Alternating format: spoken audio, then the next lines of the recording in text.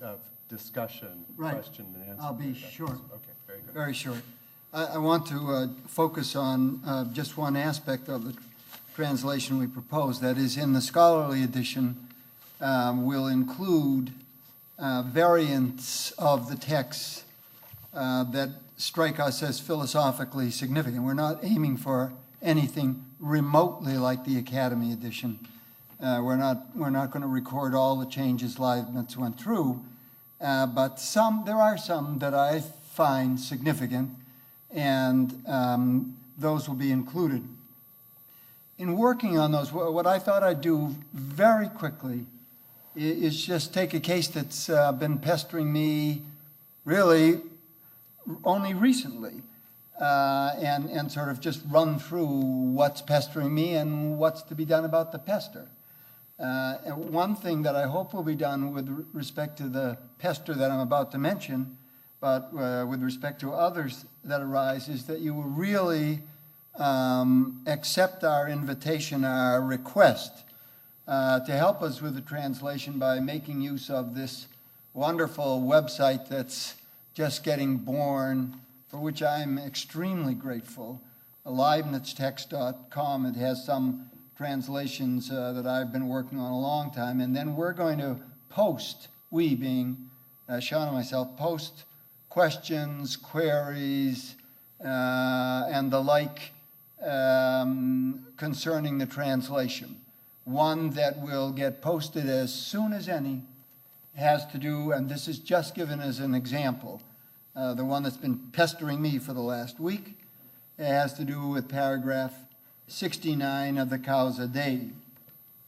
It's the Latin that one finds in Huggard in volume 6, page 449. Huggard, the philosophical works. Gerhard. Huggard, what am I saying? Gerhard. Sorry, Huggard. Gerhard.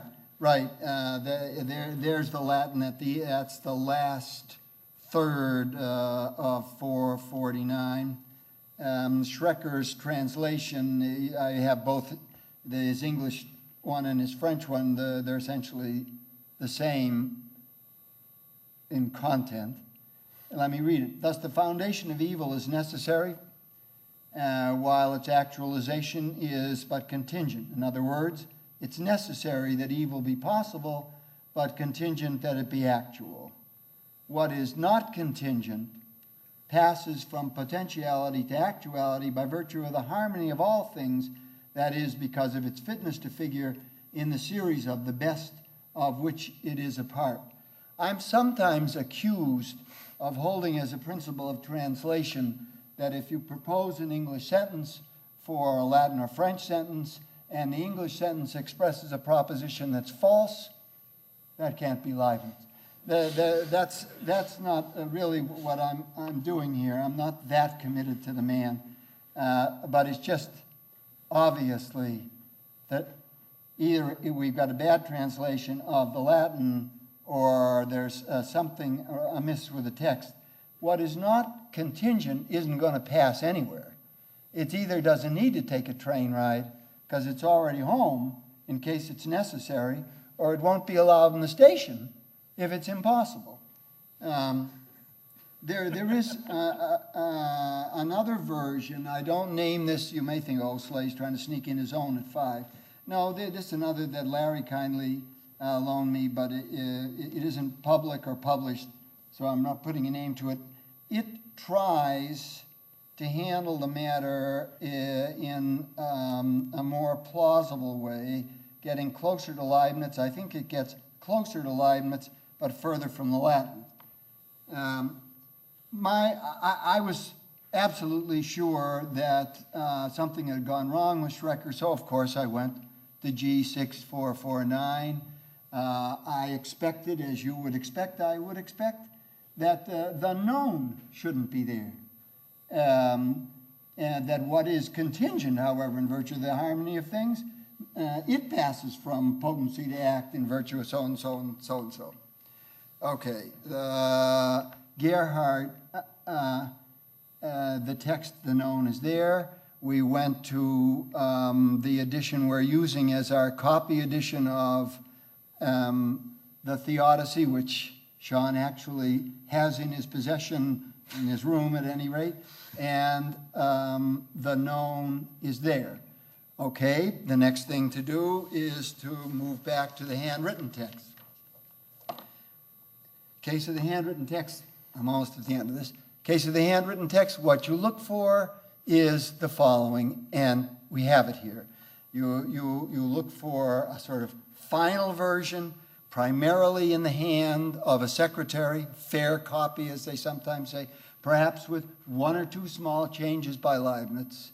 And then you look for the autograph copy in Leibniz's hand. What do you find there? What you find there is in the fair copy, the one that you would have expected would lead, it was written just before publication. What you find is that the line, known, contingens, odum, etc., that's entirely missing, not struck, just not there. And what you get is at 6. And 6, as I have it, makes a case for what I'm asking you to do in connection with this website. My hope is, I haven't checked this out with Sam, who's my leader here, my hope is that we can take some pictures in cases of the handwritten where I can't make it out, and get various opinions as to whether it's fit or sit, it's et or est. Actually, either way you cut it, 6 makes nice Leibnizian sense. Would that he had gone with that. Then I went to the handwritten. It's, of course, got more alterations in it. It's got change where Leibniz is crossing out himself, but it has exactly what you see in 1 after the colon, but for the known. That's what he wanted, I think.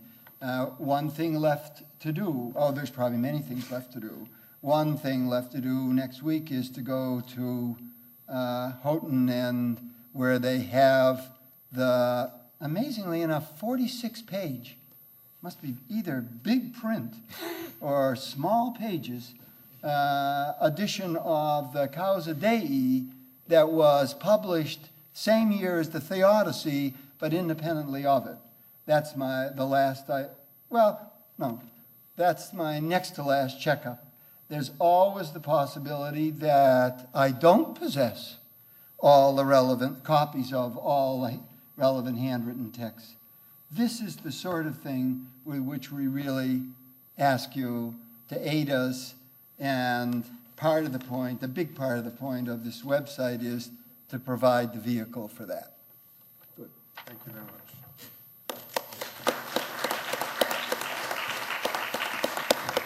So we